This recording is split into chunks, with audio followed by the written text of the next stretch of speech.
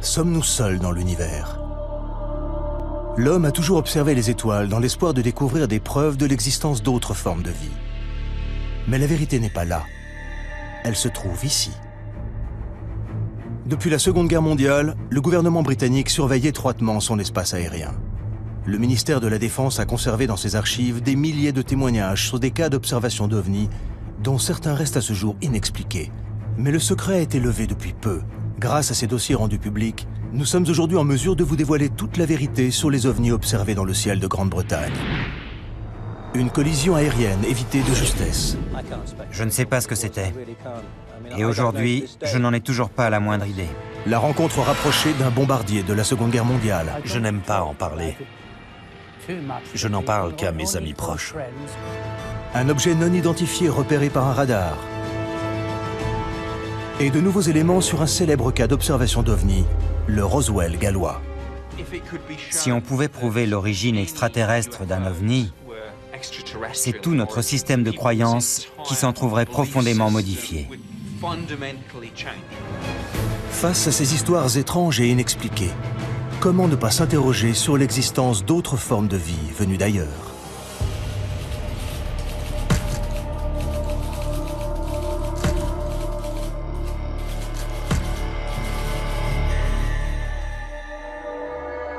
Parmi les questions les plus fréquemment posées sur Internet, 3 mots viennent en tête.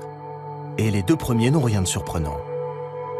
S'ils exercent un véritable pouvoir de fascination dans l'imaginaire collectif, les ovnis sont aussi les seuls de tous nos mythes du XXe siècle à avoir fait l'objet d'enquêtes, de surveillance et de manœuvres de dissimulation de la part du gouvernement. Nick Pope, qui a longtemps travaillé pour le ministère de la Défense britannique, en sait quelque chose. En 1952, le ministère de la Défense a jugé nécessaire de monter une petite unité chargée d'enquêter de manière permanente sur le phénomène des ovnis. Il existait donc bien, des années 50 aux années 2009, une petite division au sein du ministère de la Défense, le projet OVNI, chargé d'élucider les cas d'observation d'OVNI. En charge du service OVNI dans les années 90, Nick Pope a contribué à augmenter le nombre très impressionnant de dossiers que le ministère avait accumulés au fil du temps. Depuis l'ouverture de ces archives, la parole s'est libérée. Des témoins clés donnent désormais leur version des faits. Et les ufologues, sceptiques ou convaincus, sont de plus en plus nombreux à s'interroger sur ce que le ministère de la Défense a tant cherché à garder secret. C'est grâce au travail de persuasion du journaliste David Clark que le ministère de la Défense a fini par accepter de rendre ces dossiers publics. On se rend compte en parcourant ces dossiers que rien que chez nous, au Royaume-Uni, les phénomènes étranges observés dans le ciel se comptent par milliers. Il y a des choses dans le ciel que les gens sont incapables d'identifier, et ça n'a rien de nouveau.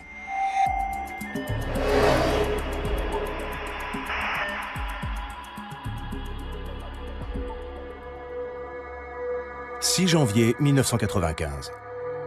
2 pilotes aux commandes d'un Boeing 737 transportant 60 passagers et effectuant la liaison Milan-Manchester signalent qu'ils viennent d'éviter de justesse une collision avec un objet non identifié. Un incident qui déstabilise les autorités britanniques. Il y a dans les dossiers du ministère de la Défense plusieurs cas de collision évités de justesse entre des avions de ligne et des objets non identifiés. Et l'incident le plus frappant est celui signalé par l'équipage d'un 737 de la British Airways. Speedbird 5061, survol des Pennines, 15 km. Ils approchaient d'une zone nuageuse, mais le ciel était encore bien dégagé, et la vision plutôt bonne, quand soudain le copilote a vu un objet illuminé comme un arbre de Noël leur arriver dessus.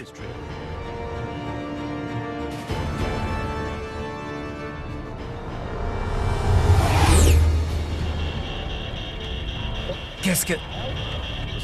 L'objet est passé tellement près qu'il s'est instinctivement baissé. Il a vraiment cru qu'il allait le heurter. Il s'est aussitôt tourné vers le commandant pour lui dire « Vous avez vu ?» Et le commandant lui a répondu « Oui, j'ai vu ». Les pilotes appellent aussitôt la tour de contrôle de Manchester. De peur de voir leur réputation mise à mal, les pilotes ne sont pas vraiment enclins à dire qu'ils ont vu des soucoupes volantes. Et ce qui est intéressant dans cette affaire, c'est que les deux pilotes ont pris l'initiative de faire un rapport officiel sur la collision qu'ils venaient d'éviter dès leur arrivée à l'aéroport pour que l'aviation civile fasse une enquête sur ce qui avait bien pu se produire. Et c'est exactement ce qui s'est passé. À la suite de cet incroyable incident, le ministère diligenta une enquête complète et approfondie, dont Anthony Booth, responsable des enquêtes de sécurité dans l'aviation civile, fut chargé. C'était très étonnant comme affaire. Ça faisait 7 ans que je travaillais dans ce service et jamais encore je n'avais été confronté à un cas pareil. Nous avons interrogé les deux pilotes, examiné les enregistrements radars, les transcriptions des enregistrements des voix des pilotes, de celles des contrôleurs du trafic aérien de Manchester, tout ce qui pouvait nous éclairer sur la nature de cet objet. Si les pilotes refusent aujourd'hui de s'exprimer publiquement sur cette affaire, nous savons aujourd'hui, grâce à l'ouverture des archives du ministère de la Défense, ce qu'ils ont déclaré à Anthony Booth à l'époque. Je regardais droit devant moi quand j'ai vu quelque chose passer sur le côté qui a attiré mon attention.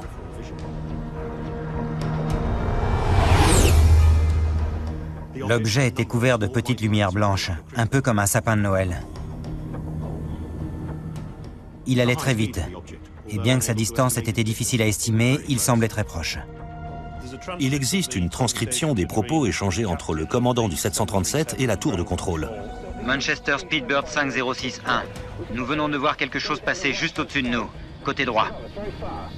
Et Manchester a aussitôt répondu « On n'a rien sur les écrans radars ». Un appareil? Il avait des feux en tout cas. Il est passé très vite à droite. Et le contrôleur leur a demandé « Au-dessus de vous ?» Pratiquement, oui.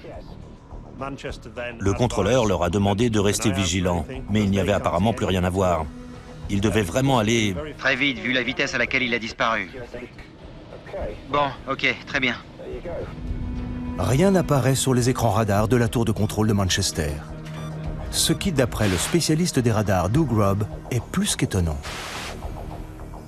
Vu le nombre de radars installés à cet endroit, les chances qu'une telle activité échappe à la détection sont quasi nulles. Tout mouvement de cet ordre aurait dû déclencher une réponse radar, et ils n'ont rien détecté. Comment l'objet a-t-il pu échapper à la surveillance des radars? Les dossiers du ministère de la Défense montrent que pilotes et enquêteurs ont pourtant tout envisagé. Un deltaplane? De nuit, ce serait suicidaire. Un radar normal ne peut pas détecter un deltaplane. Une comète? Non, je pense pas. Un radar pourrait détecter un météore au moment de sa rentrée atmosphérique s'il était précisément orienté dans sa direction. Et ça aurait pu être le cas pour ce fragment qui a failli les percuter. Un avion militaire? Possible, mais ça n'y ressemblait pas. Et on est tout près d'un aéroport. Il aurait dû apparaître sur les écrans radars. Un avion espion? J'en doute. Ça y ressemblait pas. Un avion furtif n'est pas détectable par des radars normaux. Ce sont des avions top secret qui volent à l'abri des regards et qui ne s'approchent évidemment pas des avions de ligne. Un ovni? C'est malin. Je sais pas. Ils ne mentent pas. Ils ont vécu quelque chose de totalement déconcertant qu'ils n'arrivent pas à expliquer. Les dossiers montrent que la piste militaire a été sérieusement envisagée par les enquêteurs. Mais aucun document de source officielle n'a permis d'accréditer cette thèse. Un vol militaire aussi près d'un aéroport international important semble plus qu'improbable. De quel objet pouvait-il donc s'agir? Conservé dans les archives du ministère de la Défense depuis 1995, nous avons découvert les conclusions de l'enquête menée par Anthony Booth. À chaque enquête, nous étions parvenus à une conclusion satisfaisante, une conclusion ferme et définitive, ce qui n'a pas été le cas ici. Nous n'avons pas été en mesure d'établir les causes de l'incident ni d'évaluer les risques. Risque non évaluable, cause non évaluable. Ce n'est pas le genre de conclusion qu'on trouve habituellement dans un rapport officiel. Ça revient à dire, nous n'avons pas la moindre idée de ce que c'était. On ne va jamais nous croire. On va surtout se faire charrier, oui. Le groupe de travail conclut. Il ne fait aucun doute que les pilotes ont vu quelque chose et que l'objet était de taille suffisamment importante pour qu'un rapport sur une collision évitée de justesse soit rédigé. la nature de l'objet n'a malheureusement pu être identifiée. L'hypothèse d'activité extraterrestre est sans doute fascinante, mais cette question n'est pas de notre ressort. Elle devra donc être examinée par les spécialistes de ce domaine. Pour l'ufologue Nick Pope, cette absence de conclusion laisse la porte ouverte à toutes les hypothèses possibles et imaginables. Je trouve ça fou. Objet non identifié ne veut pas forcément dire vaisseau spatial extraterrestre. Mais il est clair que quelqu'un, que ce soit le commandant, le copilote, les enquêteurs de la direction de l'aviation civile ou le ministère de la Défense, il est très clair que quelqu'un, à un moment donné, s'est dit « Effectivement, pourquoi ne pas envisager la piste extraterrestre ?» Je ne sais pas ce que c'était, et je n'en ai toujours pas la moindre idée aujourd'hui. On ne peut pas prétendre tout savoir. Il est possible qu'il y ait des choses que nous ignorons encore aujourd'hui. L'enquête menée sur cette collision évitée de justesse montre à quel point le ministère de la Défense prenait ces phénomènes inexpliqués au sérieux. Le service OVNI a reçu au fil des années de nombreux rapports de pilotes, témoins d'incidents similaires pendant la Seconde Guerre mondiale. Des affaires jugées pour certaines tellement graves que les plus hautes autorités de l'État en furent informées. L'ouverture des archives du ministère de la Défense a permis à de nombreux experts de vérifier ce dont ils se doutaient. Le gouvernement britannique s'intéressait aux cas d'observation d'OVNI dès la Seconde Guerre mondiale. Je n'aime pas en parler. Je n'en parle qu'à mes amis proches ou à ceux qui, comme moi, ont participé à des raids aériens pendant la guerre.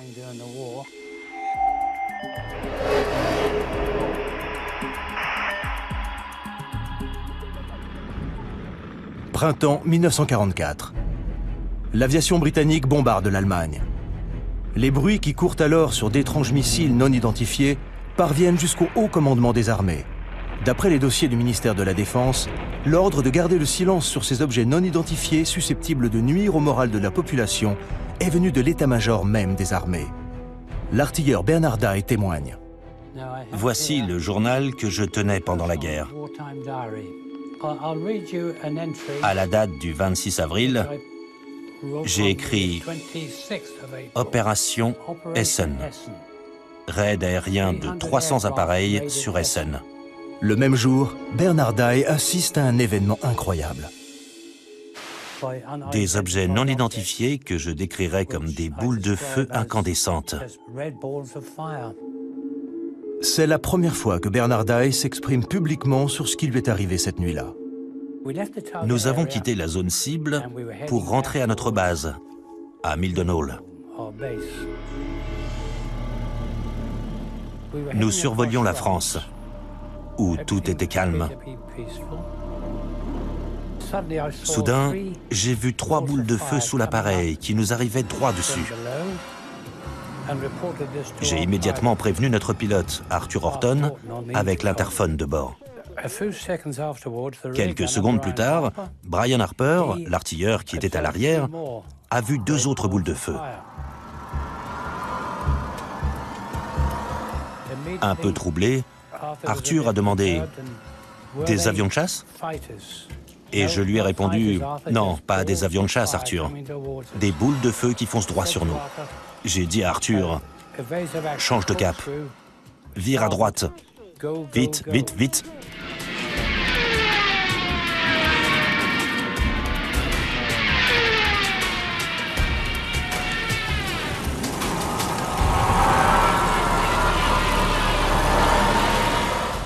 On volait à près de 500 km/h. L'appareil tremblait comme une feuille. Et on n'arrivait toujours pas à les semer. Le pilote avait peur de cramer les moteurs. Dave, l'ingénieur, a dit « Mais et les moteurs ?» Et on lui a répondu « T'occupe, fonce !» ou quelque chose dans ce goût-là, mais avec quelques noms d'oiseaux en plus. On a eu la trouille de notre vie ce jour-là. Et puis, les 5 boules de feu ont fini par perdre de leur vitesse. Elles ont disparu dans la nuit. Et on est rentré à la base sain et sauf. À notre arrivée à la base, à Mildenhall, Nous avons été interrogés, comme le voulait la procédure habituelle, par des officiers de renseignement qui se sont bien fichus de nous. Et le pilote, qui était passablement agacé, leur a dit « Je suis sûr que si vous aviez été avec nous, vous trouveriez ça beaucoup moins drôle. » Nous lui avons demandé s'il avait une idée de ce que c'était. J'étais vraiment perplexe. Je me suis dit que c'était peut-être de nouvelles armes de guerre que les Allemands avaient inventées. Et le cas de Bernard Dye n'est pas unique. D'autres membres d'équipage ont assisté à des phénomènes inexpliqués pendant la guerre. Une de ces affaires a même été étouffée. Et l'ordre est venu des plus hautes sphères de l'État. Winston Churchill, le Premier ministre de l'époque, avait tellement peur des fuites qu'il a demandé à ce que le rapport soit classé top secret pendant 50 ans. M. Churchill a demandé à ce que le rapport soit classé top secret pendant 50 ans et qu'il reviendrait à un futur Premier ministre de réévaluer son niveau de classification. L'ordre donné par Churchill concerne un incident rapporté par l'équipage d'un avion de la Royal Air Force revenant d'une mission de reconnaissance en Allemagne.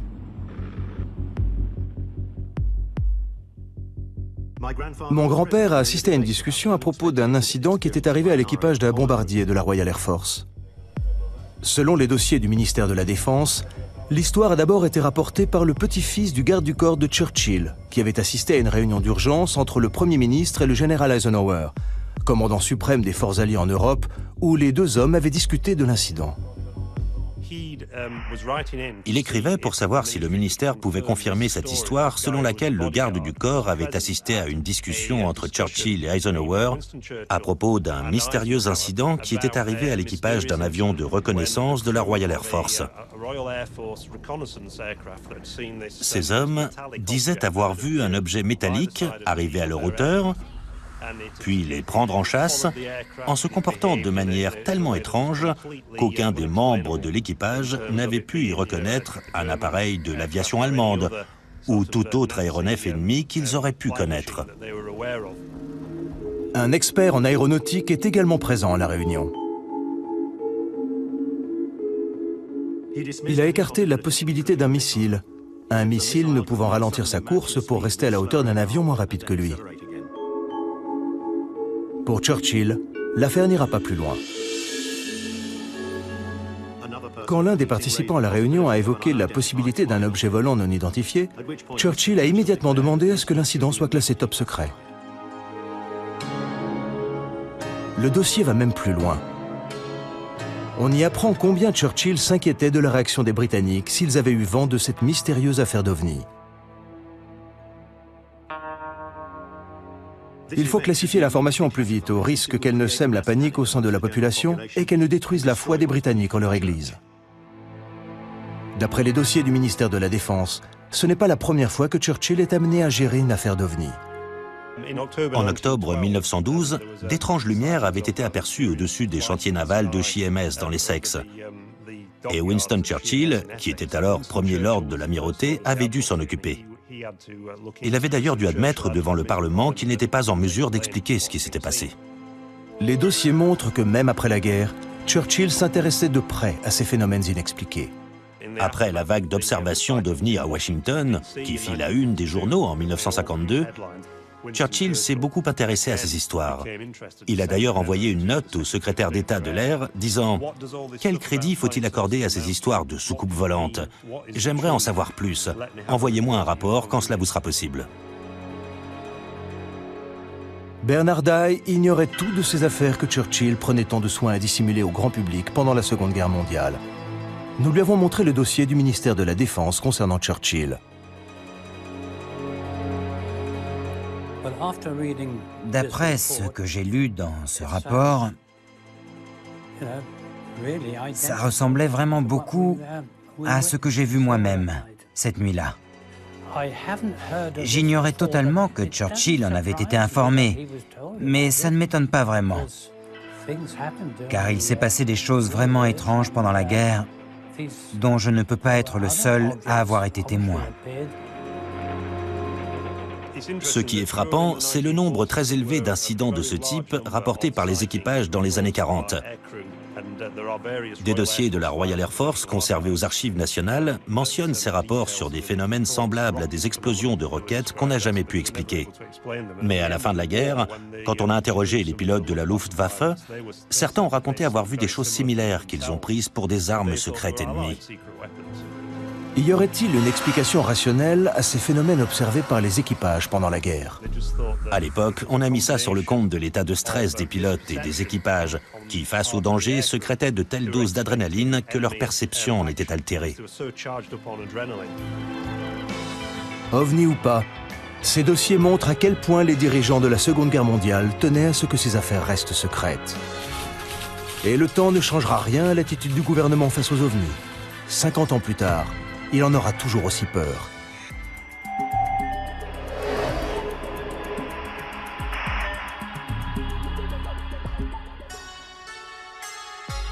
Pitlochry, Écosse. De l'avis de nombreux ufologues, jamais au cours des 20 dernières années, plus grande machination n'avait été montée pour étouffer une affaire d'OVNI.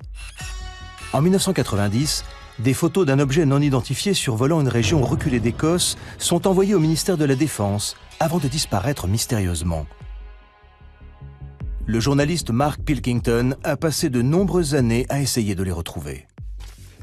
Ces photos ont été prises le 4 août 1990 par deux personnes qui disent avoir vu sur la 9, près de Calvin et de Pitlochry, un immense appareil en forme de losange qui est resté en position stationnaire pendant une dizaine de minutes. Ils ont pris 6 photos. L'objet était accompagné par 2 avions que le ministère de la Défense a reconnus par la suite comme étant des avions de chasse. Le photographe, qui n'a jamais été identifié, a envoyé ces 6 photos au Daily Record, un journal écossais. Le journal n'a jamais publié d'article sur cette affaire, mais a envoyé les photos au ministère de la Défense. D'après le dossier, le ministère de la Défense a fait développer les photos qui ont disparu depuis avant de renvoyer les négatifs au journal. Curieusement, le journal n'a jamais publié les photos ni d'articles sur l'affaire et a, selon toute vraisemblance, renvoyé les photos aux 2 hommes dont les noms ont malheureusement disparu du dossier, nous empêchant donc de les interroger. Ce qui fait quand même beaucoup de mystère. Tout ce qui reste dans le dossier, c'est une photocopie des 6 photos, dont les ufologues se sont servis pour faire une maquette. Mais Nick Pope, lui, a eu les photos originales et le dossier entre les mains quand il travaillait au ministère de la Défense. Les photos ont été examinées et par les services de renseignement de la Défense et par le Centre national d'analyse d'images qui ont, l'un et l'autre, conclu qu'il s'agissait bien d'un objet réel qui faisait entre 25 et 30 mètres de diamètre. J'ai longuement discuté de cette photo avec mon homologue des services de renseignement de la Défense à l'occasion d'une réunion d'information sur les OVNI. Et il était clair que l'objet intéressait la Défense au plus haut point parce qu'il était de toute évidence capable de performances que notre technologie ne nous permettait pas. Le ministère de la Défense est bien décidé à minimiser l'incident. Il y a un document intéressant émanant du service de presse du ministère de la Défense sur la conduite à adopter au cas où ces photos se retrouvaient dans les journaux et qu'on leur posait des questions. On leur demande, entre autres, de dire qu'ils ont bien examiné les photos, mais qu'ils ne sont parvenus à aucune conclusion définitive sur la nature de l'objet. Et si les journalistes se montraient trop pressants, ils devaient répondre que tous les cas d'observation d'OVNI reçus au ministère étaient adressés au service responsable de la défense antiaérienne du Royaume-Uni. À l'époque où il travaillait au ministère, Nick Pope avait un agrandissement de la photo sur le mur de son bureau. Jusqu'à ce qu'un jour, son supérieur la retire. On ne peut pas écarter l'éventualité d'un prototype d'avion espion américain top secret. Mon chef de service s'en est en tout cas persuadé.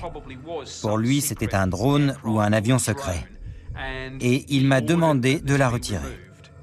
On sait, grâce au dossier, qu'on s'interrogeait beaucoup en interne sur l'éventualité d'un avion espion appartenant aux Américains. Et pourquoi, si c'était le cas, ils n'avaient pas demandé d'autorisation avant de faire voler cette chose dans notre espace aérien.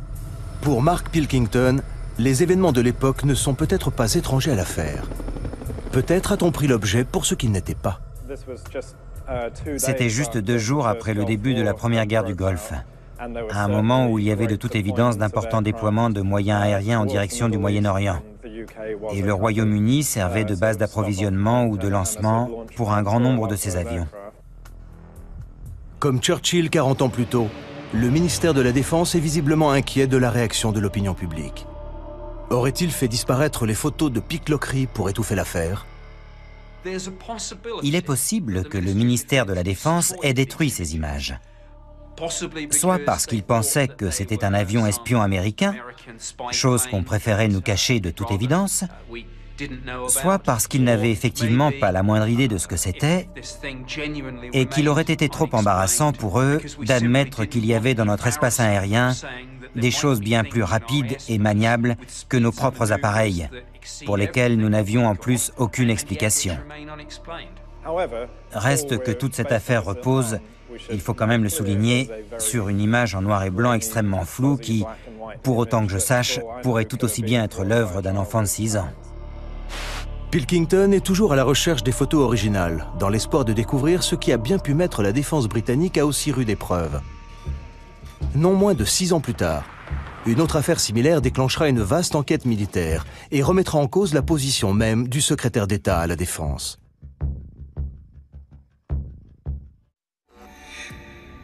En 1996, le ministère de la Défense se retrouve embarqué dans une nouvelle affaire d'OVNI, repérée cette fois dans le ciel d'East Anglia. Une affaire qui impliquera la police, la gendarmerie maritime et la Royal Air Force, et où le secrétaire d'État à la Défense en personne sera interpellé sur son inaction. Je suis très préoccupé par un incident survenu près des côtes d'East Anglia relatif à un objet volant non identifié dont la présence a été corroborée par plusieurs radars militaires. Pourquoi n'avons-nous pas envoyé nos chasseurs? Cette affaire, qui sèmera la panique jusqu'au sommet de l'État, débute par une calme soirée d'octobre sur la côte est du Royaume-Uni.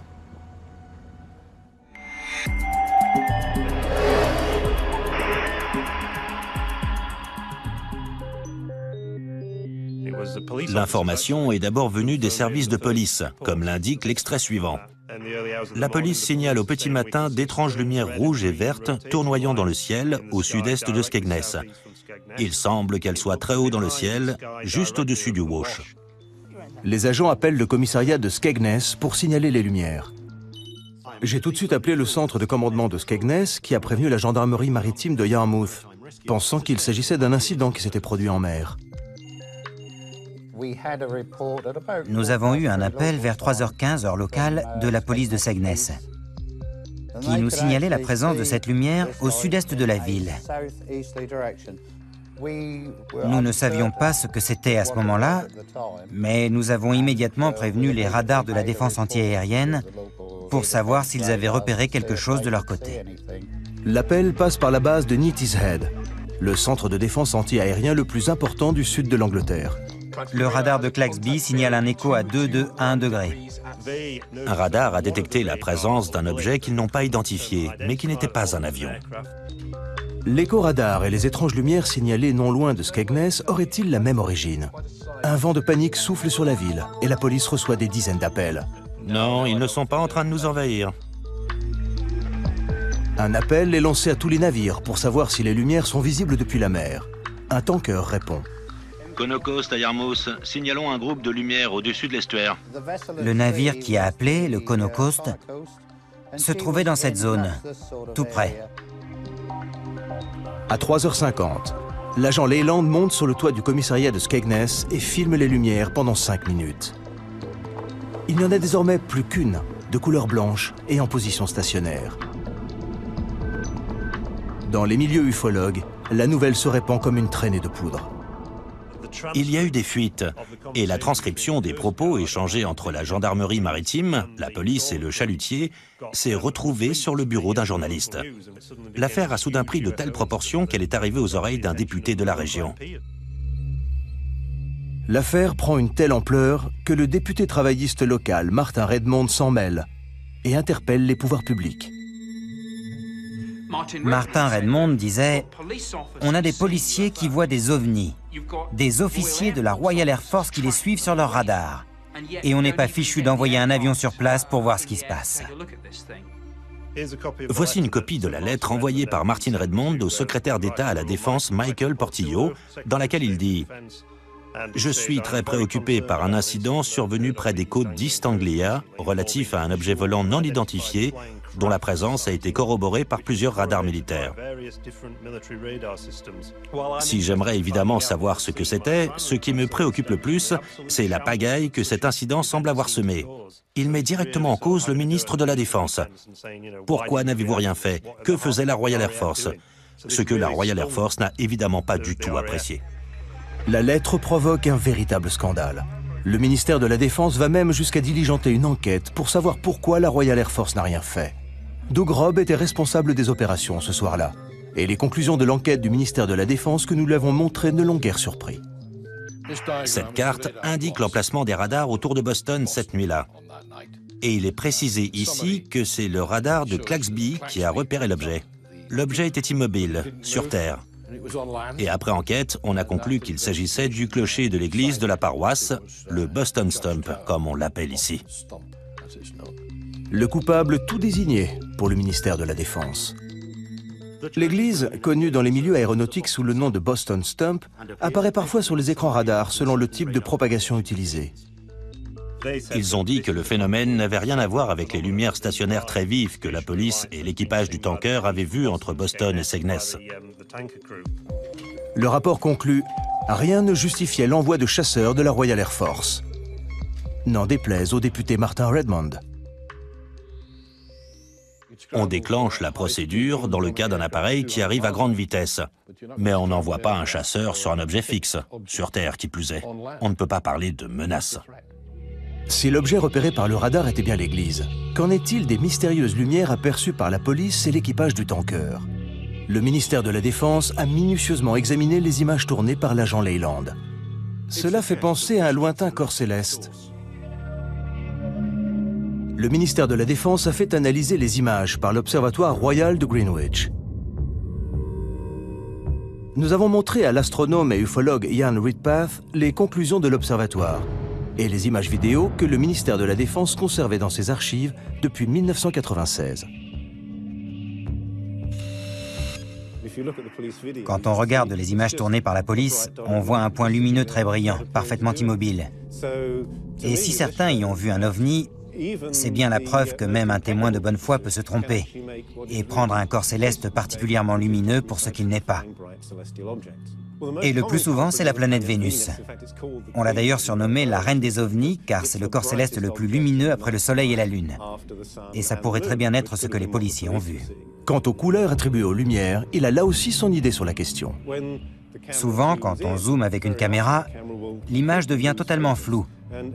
Et le fait que la lumière prenne ici des formes étranges vient du diaphragme de l'objectif. Mais cela n'explique pas ce que l'équipage du tanker a pu voir. D'après l'enquête du ministère de la Défense, la lumière aperçue par les marins ne venait pas de la planète Vénus, mais d'une autre direction, ce qui laissa les enquêteurs perplexes. Ces lumières restent inexpliquées. Pas pour Ian Redpath, qui a beaucoup réfléchi à la question. Ce que les hommes à bord du tanker ont vu au nord était, à mon avis, une autre étoile très lumineuse, Vega, connue pour ses scintillements multicolores. Mais si cette affaire a pris de telles proportions, c'est, d'après David Clarke, pour une raison bien précise.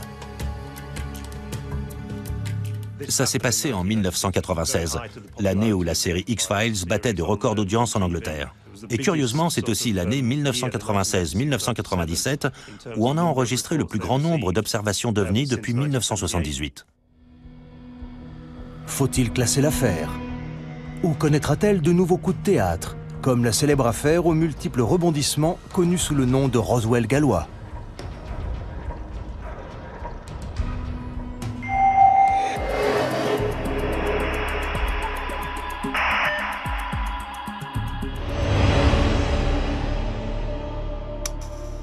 « 1974, au nord du Pays de Galles. Des milliers de témoins font état d'une violente secousse sismique et d'étranges lumières tombant du ciel. De l'avis de certains ufologues, il s'agirait d'un crash d'OVNI, affaire que le gouvernement aurait depuis cherché à étouffer. Il y a eu une terrible explosion et une violente secousse qui a fait trembler toute la maison. J'ai eu l'impression que ça passait juste au-dessus de nous. J'ai cru que la maison allait s'effondrer. J'ai vu des lumières tomber du ciel là-bas, au-dessus des montagnes. 24 janvier 1974 à 21h50, heure GMT. 5 corps incandescents sont aperçus dans le ciel. De nouvelles révélations viennent de remettre l'affaire sur le devant de la scène. Désigné comme le principal témoin de l'incident de Berwyn, Hugh Lloyd, fils d'agriculteur, avait 14 ans au moment des faits. Il était 20h30 quand Hugh et son père ont senti la violente secousse qui fit trembler toute la maison. Près de 40 ans plus tard, Hugh se souvient de ce jour comme si c'était hier. Il y a d'abord eu un bruit sourd, et tout de suite après, la maison s'est mise à trembler violemment. La lumière a vacillé et l'image de la télévision a disparu. Il n'y avait plus que de la neige sur l'écran. On était mort de trouille, on n'avait pas la moindre idée de ce qui se passait. Enoch a dit, il a dû y avoir une explosion, et le téléphone s'est mis à sonner. C'étaient les voisins qui voulaient savoir si on avait ressenti la même chose. Et puis une vingtaine de minutes plus tard, quelqu'un a frappé à la porte. Bonsoir. Bonsoir. C'était un agent de police. Il nous a dit qu'on leur avait signalé un accident aérien du côté de Berwyn et qu'il avait besoin de notre Land Rover pour s'y rendre. Comme je n'avais que 14 ans, j'ai dit à Enoch, il vaut mieux que ce soit toi qui conduise.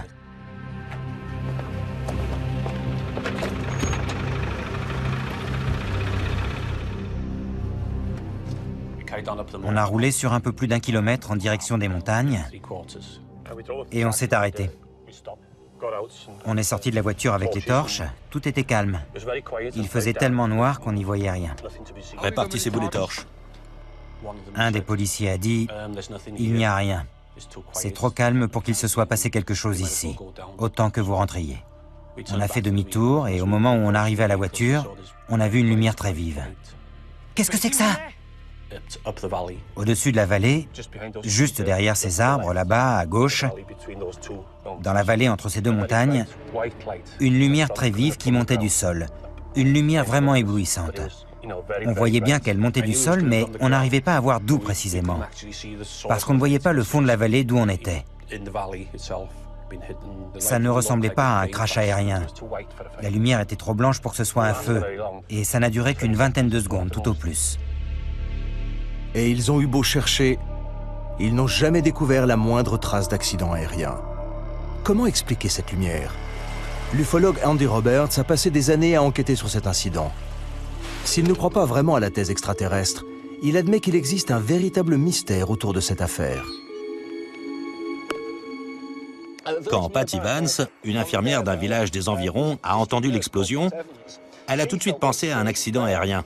Et comme elle était infirmière et qu'elle avait du matériel médical, elle a décidé de se rendre immédiatement sur place pour venir en aide aux blessés en attendant que les secours arrivent. Patty Vance et ses 2 filles sont à environ 6 km de l'endroit où se trouve Hugh Lloyd, quand la violente secousse se fait sentir. Qu'est-ce que c'est? On aurait dit un avion. Elle a pris sa voiture avec ses 2 filles et elle a roulé pendant une quinzaine de minutes sur la départementale, pensant voir surgir une épave d'avion en feu à chaque instant. C'est la route qu'elle a prise ce soir-là, une route qu'elle connaissait bien et qui ne lui posait aucun problème, même de nuit. Elle arrivait dans l'autre sens et au détour de ces arbres, là-bas, elle a eu la surprise de découvrir sur la gauche, non pas une scène de crash aérien, mais une énorme boule de lumière qui passait du rouge au blanc, puis au orange. La source lumineuse est bien trop loin de la route pour pouvoir parcourir la distance à pied. Abasourdie, Patty Vance et ses 2 filles restent un moment dans la voiture à regarder l'étrange boule de lumière changer de couleur. Près de cette boule, grosse comme la moitié de la Lune, elle a vu s'agiter des torches et des phares de voiture. Elle n'a pas vraiment compris ce qui se passait, mais comme visiblement ce n'était pas un crash aérien et que la situation avait de toute évidence déjà été prise en main, elle est rentrée chez elle, mais elle ne sait toujours pas ce qu'elle a vu. Malgré l'arrivée de mystérieux hommes en noir censés faire la lumière sur cette affaire, Patty Vance et Hugh Lloyd ne sauront sans doute jamais ce qu'ils ont vu cette nuit-là. L'étrange boule de lumière aperçue par Patty Vance et Hugh Lloyd en 1974 fait désormais partie du folklore ufologique. Et rien dans les dossiers du ministère de la Défense ne semble vouloir éclaircir ce mystère, qui décidément résiste à toute tentative d'explication. Peu de temps après l'incident, des chercheurs de l'Institut d'études géologiques britanniques furent dépêchés sur les lieux pour enquêter sur la secousse sismique. Juste après le tremblement de terre, nous avons reçu pas mal de témoignages, pas tous très cohérents, sur l'endroit exact où les lumières avaient été aperçues. J'ai donc envoyé une équipe pour interroger les gens sur place sur ce qu'ils avaient vu, entendu et ressenti. Dans la légende de Berwyn, les hommes de l'Institut d'études géologiques britanniques, aux allures de fonctionnaires et tout de noir vêtus, ont été surnommés les hommes en noir. Certains semblaient trouver notre démarche suspecte et on nous regardait d'un drôle d'air, comme si nous, humbles chercheurs de l'Institut d'études géologiques, avions quelque chose à voir avec les étranges événements qui s'étaient passés dans la région. Nous avons retrouvé dans les dossiers du ministère de la Défense le compte-rendu de Chris Browett sur son entretien avec l'infirmière Patty Vance. Dans le compte-rendu que j'ai rédigé à l'époque, Patty Vance disait qu'elle avait effectivement ressenti la secousse, mais qu'elle avait surtout eu très peur d'une lumière qu'elle avait vue dans le ciel. Une grosse boule de lumière d'un rouge incandescent. Ça, c'est la photocopie d'une carte que nous avons beaucoup utilisée lors de nos déplacements.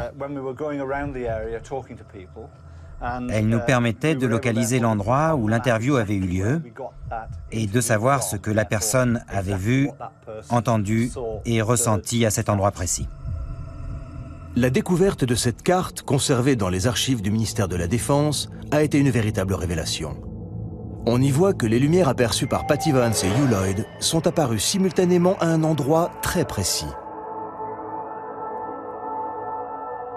L'ufologue Andy Roberts est retourné à l'endroit où Patty Vance et ses filles avaient vu la boule de lumière en 1974. Le même endroit où elle a raconté son aventure à Andy Roberts en 1998. Quand j'ai amené Patty Vance ici en 1998 et qu'elle m'a raconté son histoire, je l'ai prise en photo. Une photo où elle montre du doigt l'endroit où elle a vu ce qu'elle a vu en 1974. Et on voit qu'elle indique cette direction, là où la police et les agriculteurs sont eux-mêmes venus voir ce qui se passait. Patty Vance était sur la route qui va de Languenock à Welshpool, qui se trouve juste là, derrière ces arbres, là-bas. Donc si elle était à cet endroit-là, elle a sûrement vu la même chose que nous, parce que c'est pile dans l'alignement. Je suis sûr et certain qu'elle a vu les mêmes lumières que nous. On découvre dans les dossiers la piste privilégiée par le ministère de la Défense pour expliquer l'explosion et les mystérieuses lumières. Les recherches menées dans la zone concernée n'ont montré aucune trace d'impact.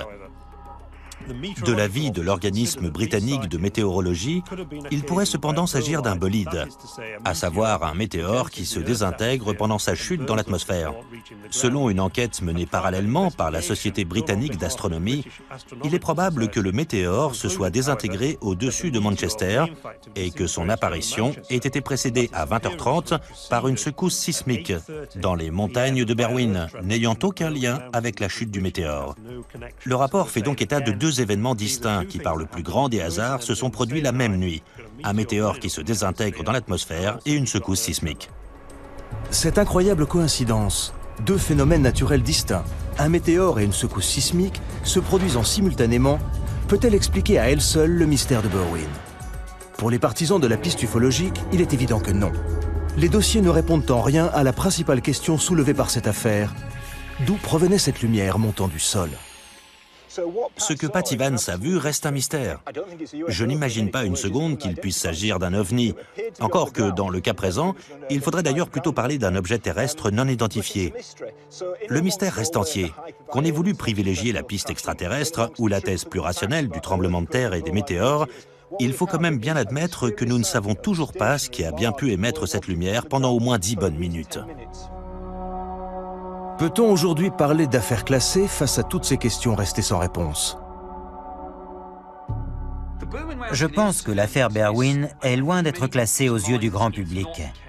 Il y a des gens qui, aujourd'hui, sont convaincus que l'ouverture de ces archives fait même partie d'une campagne de désinformation de la part du ministère de la Défense qui continue à vouloir nous cacher la vérité sur les ovnis.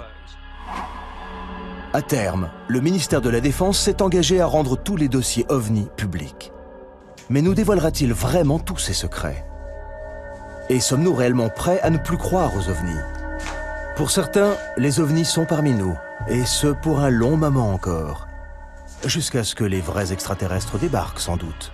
Il y a des gens qui disent que si on nous distille ces informations au compte-gouttes, c'est pour nous préparer au jour où on nous annoncera que ces choses existent vraiment.